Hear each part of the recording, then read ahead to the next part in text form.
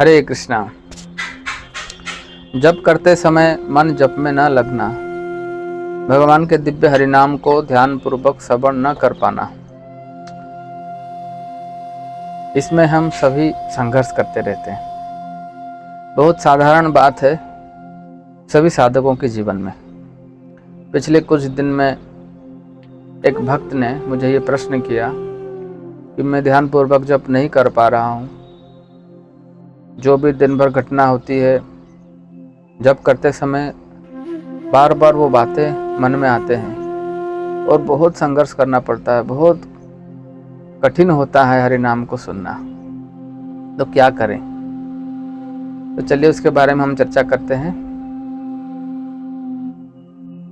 श्रील रूप गोस्वामी कहते हैं, सर्वोपाधि विनिर्मुक्तम तत्परत्वेन निर्मलम ऋषिकेण ऋषिकेशं सेवनम भक्तिरुच्यते।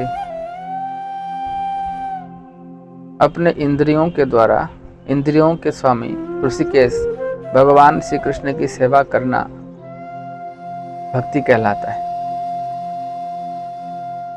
लेकिन भगवान की सेवा करने के लिए एक योग्यता चाहिए और वो है सर्व उपाधि विनिर्मुक्तम तत्परत्वेन निर्मलम। आत्मा स्वाभाविक रूप से निर्मल होता है, स्वच्छ होता है, परंतु जब हम इस भौतिक जगत में आते हैं तो आत्मा के ऊपर अनेक उपाधियां चढ़ जाती है। जैसे कोई व्यक्ति एक मुखौटा पहना हुआ है या कोई टोपी लगाए हुआ है, तो हम अपने ऊपर न जाने कितने मुखौटा पहने हुए हैं, इसलिए हमारा वास्तविक चेहरा ना हमें दिखता है ना कोई दूसरों को दिखता है। तो हम अपने स्वरूप को भूल चुके हैं और हमारे जितने भी उपाधियां हैं वो हमें जप करते समय परेशान करते हैं। इसलिए भगवान की सेवा करने के लिए हमें इन उपाधियों से मुक्त होना है। उपाधियों का अर्थ क्या है? हम समाज में रहते हैं, परिवार में रहते हैं, हमारे बहुत सारे परिचय होते हैं। हम अपने आप को स्वामी मानते हैं, स्त्री मानते हैं, पुत्र मानते हैं, पिता मानते हैं, माता मानते हैं, एक देश का नागरिक मानते हैं, या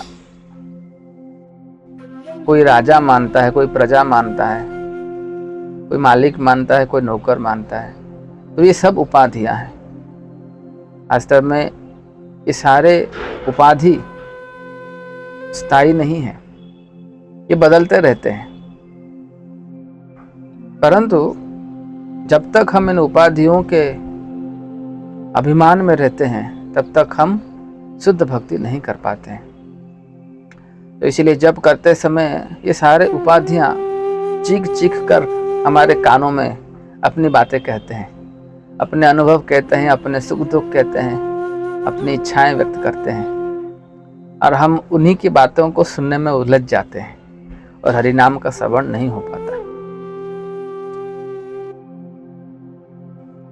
तो ये तो गया कारण क्यों ऐसा होता है कि हम जप नहीं सुन पाते, क्योंकि उपाधियां चीख चीख कर हमारे कानों में अपनी बातें कहते हैं, इसलिए नहीं हो पाता। तो क्या करें ताकि हम ध्यानपूर्वक श्रवण कर पाए?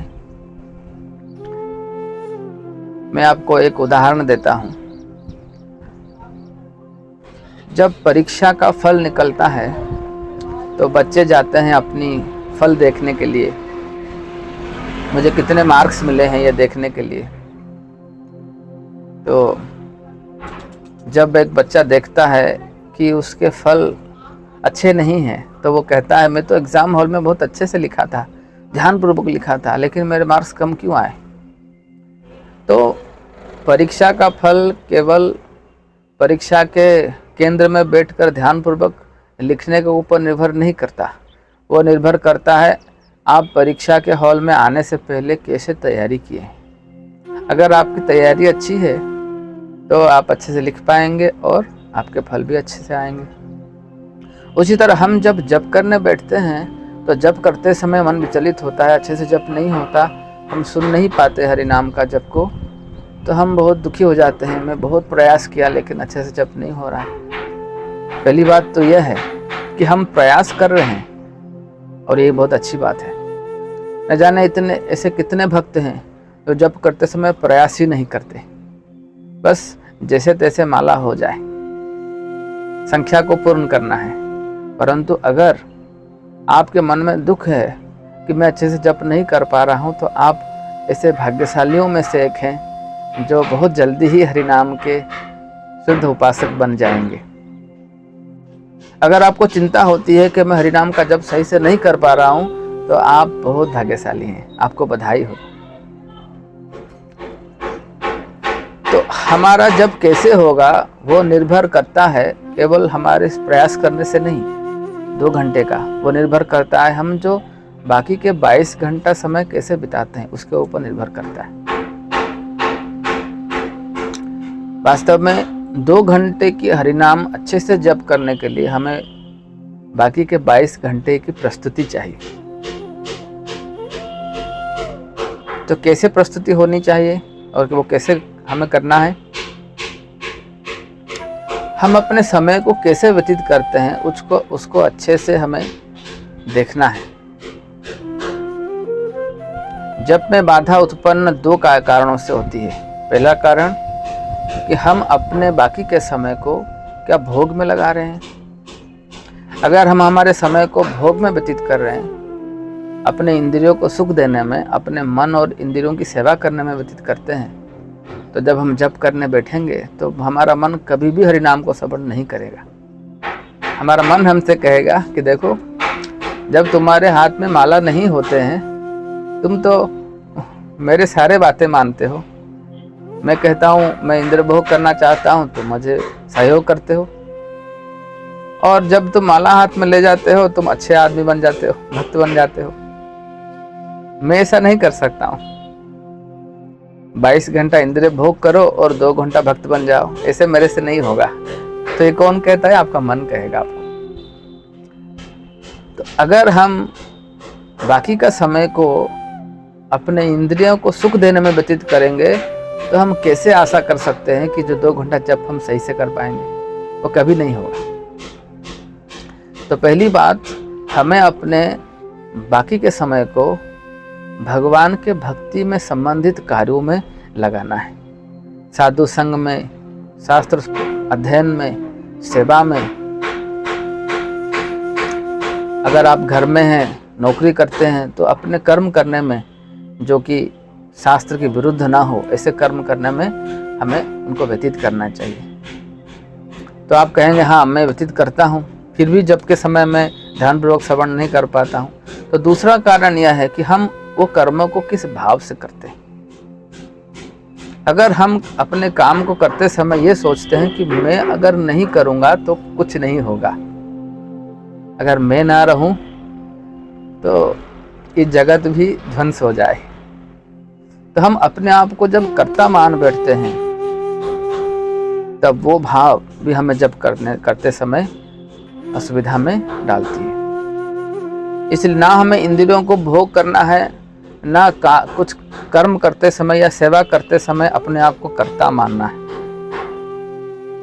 हमें अपने आप को भगवान के एक तुच्छ सेवक ज्ञान करना है और उनके हाथों में एक अस्त्र के समान मानना है। मैं आपको एक कहानी बताना चाहता हूँ।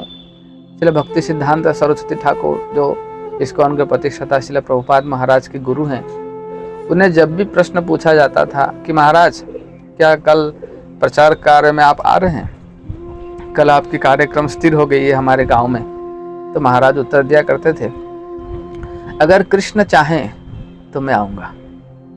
महाराज ये नहीं कहते थे कि हाँ मैं कल अवश्य आऊँगा।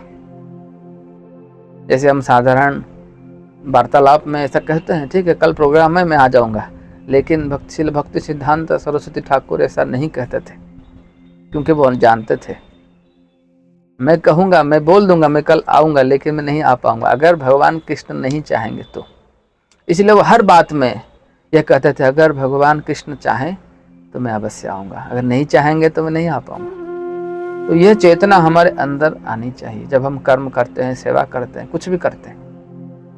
अगर ऐसे हम अभ्यास करें तो हम तमोगुण और रजोगुण के प्रभाव से मुक्त होकर ध्यान पूर्वक हरिनाम का श्रवण कर सकते हैं। और अगर हम अपनी ओर से सब हर तरह का प्रयास कर रहे हैं फिर भी हरिनाम का श्रवण नहीं हो पा रहा है, तो हमें प्रतीक्षा करनी चाहिए, क्योंकि हरिनाम हमारे प्रयास के बल पर हमें प्राप्त नहीं होता। भगवान हरिनाम के रूप में हमें कृपा तब करेंगे जब उनकी स्वतंत्र इच्छा हो। इसलिए भक्त हमेशा प्रतीक्षा करता है। तत्तेनुकंपा सुसमीक्षमाणो भुंजान एवात्मकृतं विपाकम। तत् ते अनुकंपा सुसमीक्षमाणो। प्रभु मैं प्रतीक्षा करूंगा आपकी कृपा की। जब आप मुझे कृपा करेंगे तब अवश्य मुझे हरिनाम में रुचि उत्पन्न होगा, मैं आपका हरिनाम का ध्यानपूर्वक सेवा कर पाऊंगा। इसलिए हमें प्रयास करते रहना चाहिए और उनकी कृपा की प्रतीक्षा करनी चाहिए, वो अवश्य कृपा करेंगे। तो मैं आप सभी के लिए प्रार्थना करता हूँ हरिनाम प्रभु से, भगवान से, कि वो आपको कृपा करें, आपके मन में शुद्ध हरिनाम करने की एक इच्छा जग जाए।